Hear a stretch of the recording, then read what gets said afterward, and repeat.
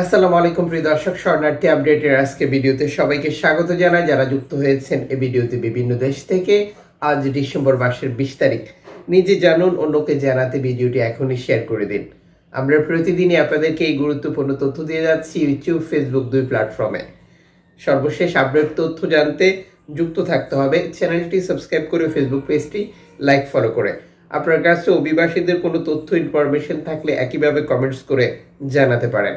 বাংলাদেশিরা কিভাবে ইউরোপে অবৈধভাবে যাচ্ছে যা জানার দরকার রয়েছে সকল মানুষের। নিজে ভালো থাকবেন, পরিবারের বাকি সদস্যদেরকে ভালো রাখবেন, এই স্বপ্ন, আশা, উদ্দেশ্য নিয়ে ঘর ছাড়া মানুষগুলোর পরিস্থিতির ব্যাপারে সবারই অবগত হওয়া উচিত। আপনি ভাবছেন ইউরোপে বললেই যেতে পারবেন বা ইউরোপে খুব সহজে যাওয়া যায়, ব্যাপারটা কি আদৌ তেমন না। অনেক কঠোর, অনেক কঠিন, নানা ধরনের প্রতিবন্ধকতা, নানা ধরনের সহিংসতা মোকাবেলা করেই এই পথ অতিক্রম করতে হচ্ছে। ক্যানারি দ্বীপপুঞ্জের সর্বশেষ এক্স হ্যান্ডেলের দেওয়া বার্তায় নিশ্চিত করেছে 75 জন শরণার্থীকে তারা উদ্ধার করেছিল গতকাল। যখন আফ্রিকার দেশ থেকে একটি কাঠের নৌকায় করে এই শরণার্থীরা উপকূলের কাছে আসে, তখন উদ্ধারকারী সংস্থার লোকজন গিয়ে তাদেরকে উদ্ধার করে। সর্বশেষ এক্স হ্যান্ডেলের দেওয়া বার্তায় এই প্রতিবেদনটি যুক্ত করা হয়েছে।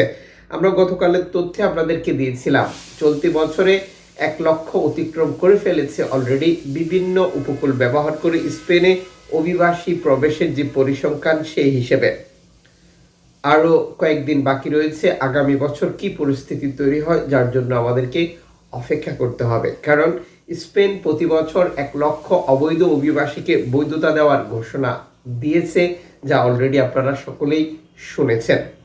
এদিকে ফ্রান্স থেকে যুক্তরাজ্য প্রবেশ বৃদ্ধি পাচ্ছে। সর্বশেষ এক প্রতিবেদনে 40,000 প্লাস অতিক্রম করেছিল, যা এর আগের একটি ভিডিওতে আমরা আপনাদেরকে জানিয়েছিলাম। সর্বশেষ এক্স হ্যান্ডেলের দেওয়া বার্তায় এক বিজ্ঞপ্তিতে নিশ্চিত করা হয়েছে ফ্রান্সের উপকূল ব্যবহার করে যুক্তরাজ্য যাওয়ার পথে নৌকাডুবি। একটি প্লাস্টিকের নৌকা ডুবির পর নৌকাটার কি অবস্থা দেখতে পাচ্ছেন। এই নৌকায় করেই অভিবাসীরা যুক্তরাজ্য প্রবেশ করার চেষ্টা করেছিল। এখানে রাতের বেলা অভিযান পরিচালনা করা এবং শরণার্থী উদ্ধার করার তথ্য শেয়ার করলেও এই নৌকাটিতে কতজন অভিবাসী ছিল, কতজনের মৃত্যু হয়েছে আর বিস্তারিত তথ্য জানানো হয়নি। দর্শক, এভাবেই এই অঞ্চলটি ব্যবহার করে যুক্তরাজ্য যাওয়ার পথে রেকর্ড সংখ্যক নৌকাডুবি এবং অভিবাসীর মৃত্যু অব্যাহত রয়েছে। আপনারা জানেন বর্তমান সময় ইতালিতে গিয়ে অভিবাসীরা বাকি দেশগুলোতে যেত, যেটি আগের নিয়ম অনুযায়ী। এক্সাম্পল, লিবিয়া থেকে, তিউনিসিয়া থেকে অভিবাসীরা ইতালিতে প্রবেশ করেছে। ইতালিতে প্রবেশ করার পর মেজরিটি পার্সেন্ট অভিবাসী কিন্তু ইতালিতে থাকে না, ফ্রান্সে চলে যায়, যুক্তরাজ্য যাওয়ার চেষ্টা করে, যেটা কিছুক্ষণ আগে বলেছিলাম, জার্মানি বা আরও বিভিন্ন দেশে তারা আশ্রয় আবেদন করে। যেহেতু চলতি বছরে ইতালির কঠোর সিদ্ধান্ত, জর্জিয়া মেলোনির দিক নির্দেশনা অনুযায়ী এই অঞ্চলটি ব্যবহার করে ইতালি প্রবেশ, যেটি গত বছরের তুলনায় 50% নেমে এসেছে। আর এই পরিক্রমা উল্টে গেছে স্পেনের উপকূলে গিয়ে। স্পেনের উপকূলে এই যাবৎকালের সর্বোচ্চ শরণার্থী প্রবেশ করেছে 2024 সালে। ইউরোপীয় ইউনিয়নের বাকি দেশগুলো এই শরণার্থী মোকাবেলা করার জন্য কাজ করছে। যেখানে ইতালি ব্যবহার করে অভিবাসীরা প্রবেশ করত, এখন আর ইতালি ব্যবহার করে প্রবেশ করছে না, যেহেতু ইতালি সরকারের কঠোর অবস্থান। এখন প্রবেশ করছে স্পেনে। কিন্তু সবাই কি স্পেনে থাকবে? না। এই স্পেন থেকে তারা ফ্রান্স, যুক্তরাজ্য বা নিজেদের পছন্দ মতো দেশগুলোতে গিয়ে আশ্রয় আবেদন করবে।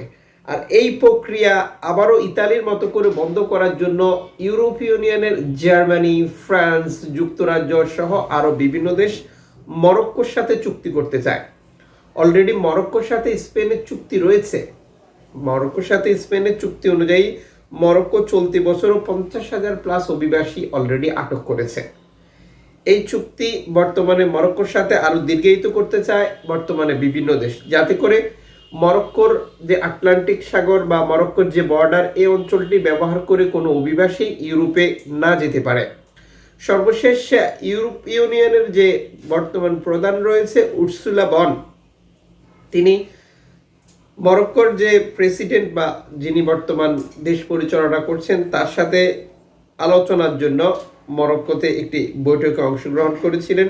একইভাবে তিনি জর্ডানের সাথেও আলোচনায় বসতে চান অভিবাসীদেরকে বাধা দেওয়ার জন্য। বিশেষ করে মধ্যপ্রাচ্য সংকটে এই অঞ্চলের অভিবাসীরা জর্ডান ব্যবহার করে, যেটি ভূমধ্যসাগর ব্যবহার করে ইউরোপে যাওয়ার চেষ্টা, আরও নানা ধরনের জটিলতা দেখা দিতে পারে। আপনারা জানেন যে বর্তমান মধ্যপ্রাচ্য সংকট, ফিলিস্তিন, ইসরায়েল, সিরিয়া, আরও নানান নতুন নতুন জটিলতা বা সমীকরণ সৃষ্টি হচ্ছে। আর এই সকল পরিস্থিতিতে ইউরোপীয় ইউনিয়নের দেশগুলো যদিও মধ্যপ্রাচ্যে তাদের ভিন্ন আচরণ দেখাচ্ছে, কিন্তু তারা অভিবাসী রিসিভ করতে চান না বা অভিবাসীদেরকে ইউরোপে প্রবেশ করতে দিতে চান না।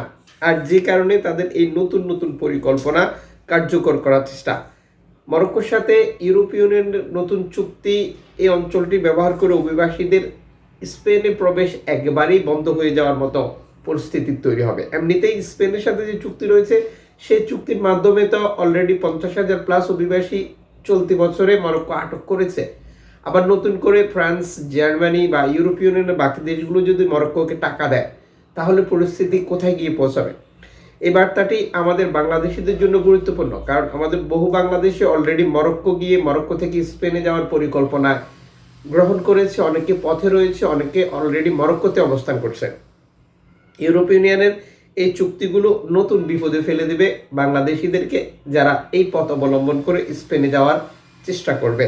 এদিকে আপনারা অবগত রয়েছেন যে বর্তমান কঠোর ডানপন্থী সরকার জর্জিয়া মেলোনি ক্ষমতা গ্রহণ করার পর একজন ব্যক্তি, যিনি ইতালির রাজনীতিবিদ, যদিও তার আগে খুব একটা জনপ্রিয়তা ছিল না, কিন্তু অভিবাসীদেরকে নিয়ে কাজ করে বর্তমান সরকারের একটি অংশ হয়ে গিয়েছিলেন। তার দল ক্ষমতা আসা এবং জর্জিয়া মেলোনি সরকার ক্ষমতা আসার পর প্রথম অফেনআর্মসের বিরুদ্ধে তাদের অবস্থান নিয়েছিল। অফেনআর্মস মূলত ফ্রান্সের অর্থায়নে পরিচালিত হয়। অফেনআর্মসকে বাধা দিয়েছিল এবং অফেনআর্মসের বিরুদ্ধে তার নানা স্টেপগুলো সমালোচিত হয়েছিল। ইতালির আদালতে তার বিরুদ্ধে রায় দিয়েছে জেলের। এখানে তার দল, সরকারের বিভিন্ন অবস্থান এবং অফেনআর্মস এনজিও সংস্থাটির অবস্থান একবারই স্পষ্ট হয়ে গেছে যে আইন সহজ পথে চলে। সালভিনো যে অভিবাসী বিরোধী কাজ করেছিলেন, অভিবাসী বিরুদ্ধে কঠোর অবস্থান নিয়েছিলেন, এনজিও সংস্থাটির অভিবাসীদেরকে ইতালিতে নামতে বাধা দিয়েছিলেন, তখন এই অভিবাসীদেরকে ফ্রান্সে নিয়ে যাওয়া হয়েছিল, ফ্রান্সে সেখানে অভিবাসীদেরকে নামিয়েছিল।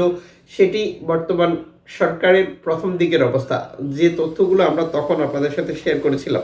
সেই অপরাধে সালভিনি অভিযুক্ত হয়েছেন এবং পরিস্থিতি কোন দিকে যা দেখতে হবে যে তাকে জেল খাটতে হয় কিনা। এনজিও সংস্থাটির মতে তাকে জেল খাটতে হবে, যেটা তাদের স্পষ্ট বার্তা, যেহেতু সে মানবাধিকার বা মানবতা বিরোধী কাজের সাথে নিজেকে যুক্ত করেছিল। প্রিয় দর্শককে এই ঘটনাটির ব্যাপারে আপনাদের কোনো মতামত থাকলে জানাতে পারেন। এদিকে আলজেরিয়া থেকে 4 দিন আগে একটি নৌকা ছেড়েছিল, যেই নৌকার সদস্যরা এখন পর্যন্ত পরিবারের বাকি সদস্যদের সাথে যোগাযোগ করেনি। তাদের পরিবারের পক্ষ থেকে অ্যালার্ম ফোন, রেডিও টেকনোলজির সাথে যোগাযোগ করেছে তাদের কি অবস্থা, কোথায় আছে এগুলো জানার জন্য। ঠিক এভাবেই অভিবাসীদেরকে হারাচ্ছে তাদের পরিবারগুলো। সেটি হতে পারে এজিয়ান সাগর, আটলান্টিক সাগর বা ভূমধ্যসাগর।